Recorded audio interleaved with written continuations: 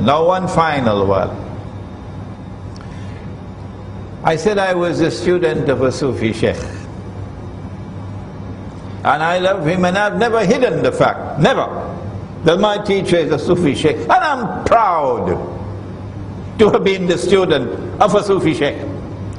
Whosoever is annoyed because of that is free to leave me. Of course, I'm not going to change. I'm proud to be the student of a Sufi Sheikh, Maulana Dr. Muhammad Fadlur Rahman Ansari, rahimahullah. And it is because of the training that I got from him that I am blessed today to do the work that I am doing. The Sufi Sheikh. But why do I no longer declare I'm Sufi? Why? You never hear me saying that. Why? I'll tell you why. I do not want to have to answer for Sufi practices which I cannot defend. No. And secondly, I want to plead with the Sufi that if you have a religious practice, like we have right here in this masjid after the Salatul Maghrib, and we recite all these tazkirat for a long time. If you have a religious practice, which you may have practiced for generations and generations, and you're very comfortable with it, something beneficial, not like drinking whiskey, no. But it is not based on the Quran and Sunnah. No. Even though it is beneficial, it cannot be something that is essential.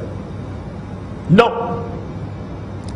If it is not in the Quran and not in the Sunnah, if the Aslaf did not practice it, it cannot be considered to be essential.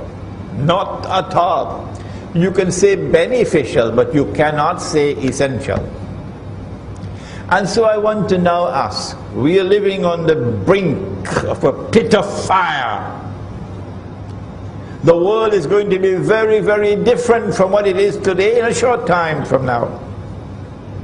Are you going to allow these religious practices that your father and your grandfather and your great-grandfather and generations have practiced, but it is not in the Quran, it is not in the Sunnah, celebrating the birth anniversary of the Prophet Muhammad alayhi salatu wasalam, Mawlid, standing and reciting salams, Are you going to allow these religious practices to divide you from your brothers when they are not essential? What is more important? وَاعْتَصِمُوا بِحَبْلِ اللَّهِ جَمِيعًا وَلَا تَفَرَّقُوا. It is far more important to preserve the unity of the Jama'ah, the Sufi and the Salafi, than to insist on these religious practices which are not in the Quran and not in the Sunnah. So I have said, in our Muslim village, we will not allow in the masjid any religious practice which is not based on the Quran and the universally recognized Sunnah. And we will not allow it in our public life. But if I want to do it in my private life, that's my business. And if you come to attack me for what I do in my private life, we will throw you out of our Muslim village faster than Federal Express. And I want to suggest this is the formula for unity. The Salafi who listens to me and who has his heart in the right place will recognize this is a workable formula for unity.